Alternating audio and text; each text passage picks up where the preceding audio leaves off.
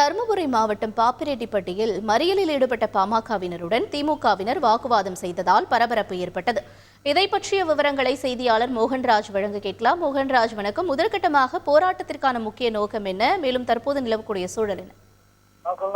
காவிரி உபரிநீர் திட்டத்தை செயல்படுத்த கோரி பாமக மற்றும் உழவர் பேரியக்கம் சார்பில் தருமபுரி மாவட்டம் முழுவதும் அரை நாள் கடையெடுப்பு போராட்டத்திற்கு அழைப்பு விடுக்கப்பட்டிருந்தது. இதன் அடிப்படையில் இன்று தருமபுரி மாவட்டம் பாப்பிரெட்டிப்பட்டி பகுதியில் விவசாயிகளுக்கு ஆதரவாக ஒரு சில கடைகள் அடைக்கப்பட்டிருந்தன.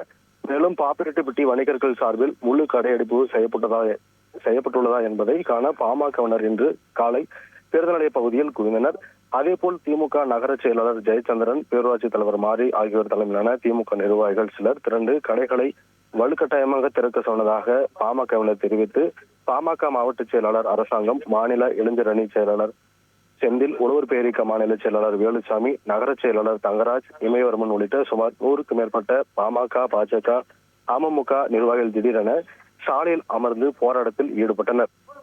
அப்போது பாப்பிரெட்டிப்பட்டி காவல் நிலைய ஆய்வாளர் வான்மதி அவர்களை கலந்து செல்ல அறிவுறுத்தினார். ஆனால் அவர்கள் கலந்து செல்ல மறுத்து தொடர்ந்து சாலை மறியல் போராட்டத்தில் ஈடுபட்டதால் திமுகவினர் கோபமடைந்து வாக்குவாதத்தில் ஈடுபட்டனர். இதனை தடுக்க சென்ற காவல்துறையினரை தடுத்து அவர்களிடத்தில் வாக்குவாதத்தில் ஈடுபட்டதால் இப்பகுதியில் பரபரப்பான சூழ்நிலை நிலவி வருகிறது.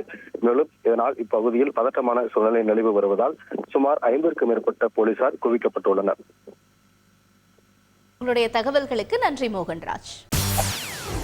செய்திகளை உடனுக்குடன் தெரிந்து கொள்ள உடனே சப்ஸ்கிரைப் பண்ணுங்க.